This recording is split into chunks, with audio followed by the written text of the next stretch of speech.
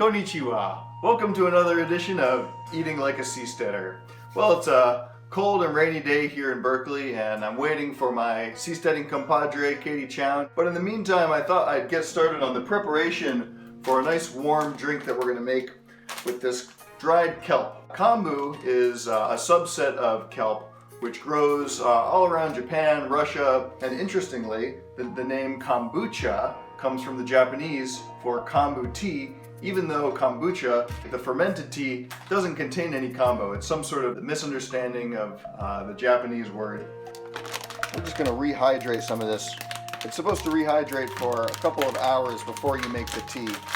So I'm going to, oh, it's rather tough. Take a couple strips off here. I'm just going to, ooh, got salt on there.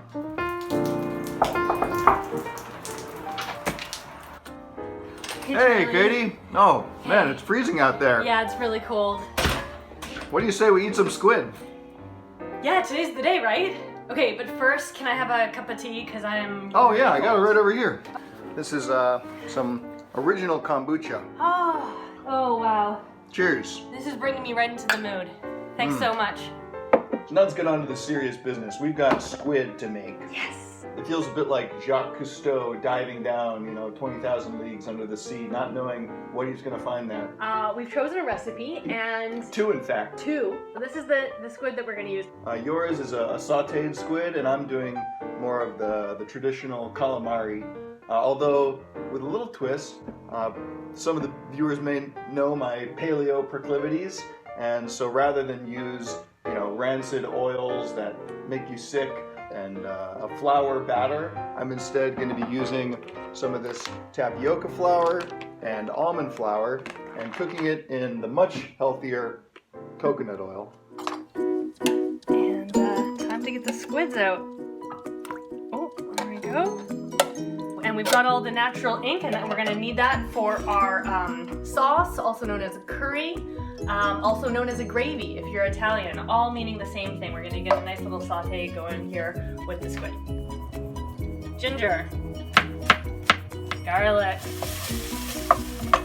I have a feeling, based on the smell of the squid, we might want a lot of onions and garlic.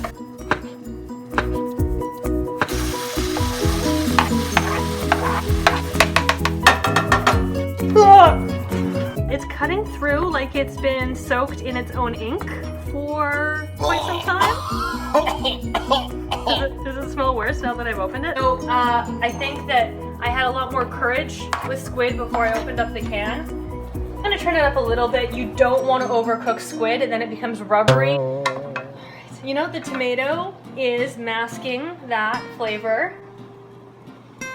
Yeah, it's the tomato's cooked now, so that's great, and I can really smell the ginger and the garlic, and I really think that might be your key if you want to try this recipe, is just go a little heavy-handed on the ginger and garlic.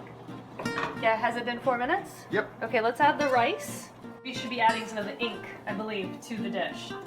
All right, some squid for you, some squid for me, and we'll give it a shot. Right, Charlie?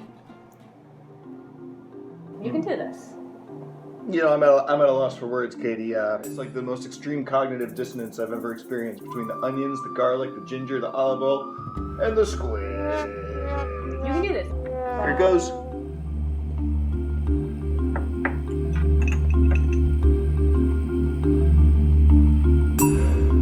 It's actually surprisingly good. No. But I am gonna have a sip. I gotta hand it to you, Katie. If anyone can make squid palatable without frying it in copious amounts of oil and batter, which is, as far as I know, the only way that Westerners have been induced to eat squid. That sounds about right, yeah. Let's do it. Okay. Let's dive in. Yeah.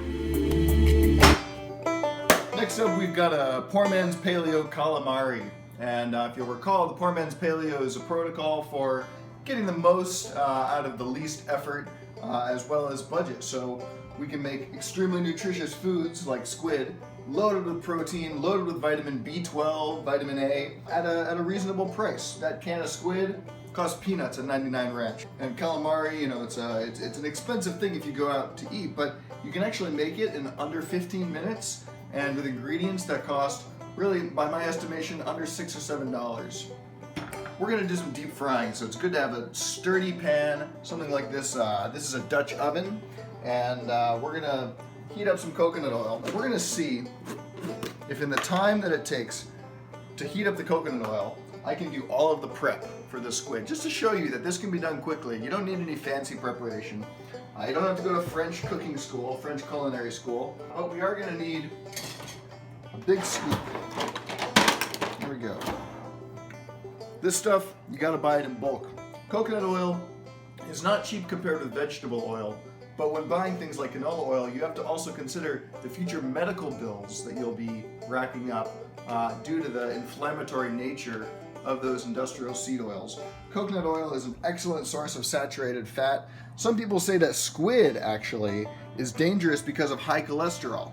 That's ignoring the fact that cholesterol is a vital nutrient. Just like DHA that we got from the oysters, it's incredibly important. It's a building block for our brain, for our body, and you need more saturated fat, chances are.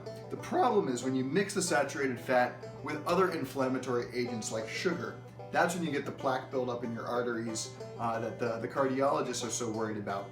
I eat tons of saturated fat, never had a problem. So the batter calls for an egg white base. 3 eggs, but we're cutting the recipe in thirds. So just 1 egg white. My trick for egg white, separating the white from the yolk, is just kind of gently open it up, let the egg white fall down, and the yolk stays in the shell. And you just shift it back and forth.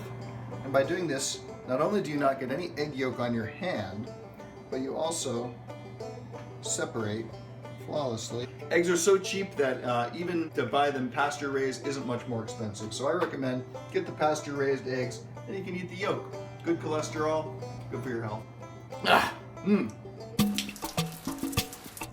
Alright, now for our dry ingredients, I shun flour. And I'm using these flour substitutes of tapioca starch, also known as tapioca flour, and almond flour. 3 tablespoons of tapioca flour, and then 3 tablespoons of almond flour. And then it calls for just a pinch of black pepper. We'll call that a pinch. Whisk up our dry ingredients here.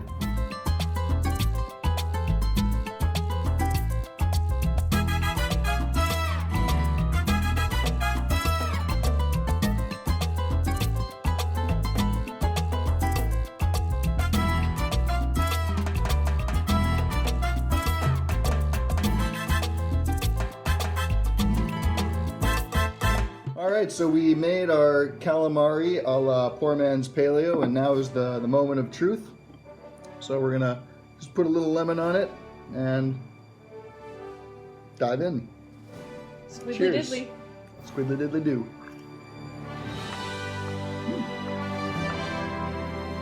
It's much crunchier than the sautéed squid, so it conceals some of the texture, and the scent is also overpowered by the pepper and the Parmesan, and everything just kind of combines to make it a fairly traditional calamari experience. Well, anyway, if people want to learn more, they can get all of our recipes by signing up for the guide to ocean superfoods. And if you're curious to learn more about the paleo way of eating, then you can also check out my Poor Man's Paleo Guide. Anything else to say here to close out the episode? Yeah, and if you want to see any ingredients put into a recipe, let us know, and we'll see if we can do that in a future episode. And be sure to tune in next time to Eating Like a Seasteader.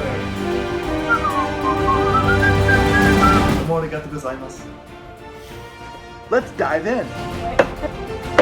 Let's dive in. Le Creuset with my French menu. All right, Charlie's chosen this one, his team. So I'm team Squiddly-Diddly, team Flanders.